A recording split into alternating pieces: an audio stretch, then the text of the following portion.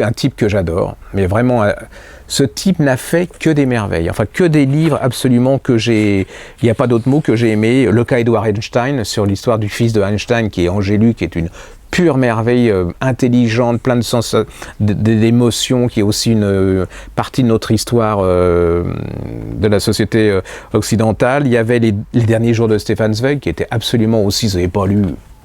Bon, qu'est-ce que vous voulez que je vous dise? Bon, il a fait un truc, alors, bon, faut être honnête, hein, la légende des fils, ça n'avait pas été tellement mon truc, hein. À mon avis, il avait peut-être une petite dépression, manque de fer, ou voilà, petit côté vegan qui arrivait, enfin, vous voyez le truc, il n'était pas terrible. Et là, il nous avait sorti il y a 1 an ou 2, l'exercice de la médecine.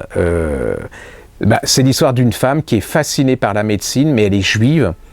Hitler, les nazis, la Russie, la France, l'Occident, le cancer, la recherche médicale, la passion, il y a tout dedans. C'est une énorme interrogation, une magnifique histoire de notre pays et de l'Europe en début du siècle jusqu'à nos jours. C'est un portrait de femme magnifique, puissant, avec ses failles, avec sa force. Bon, ça fait un peu bateau de dire ça, mais c'est vrai, avec ses forces et ses failles, et puis il écrit, bon voilà, c'est une fois que vous êtes dedans, c'est un raconteur d'histoire, et puis on peut me raconter ce qu'on veut, comme dirait l'autre. Moi, un livre, c'est d'abord, il faut qu'on me raconte une histoire. Si c'est pour me gonfler, ce n'est pas mon truc, je ne suis pas assez intelligent pour ça. Voilà, je vous laisse lire Yann Moix, voilà.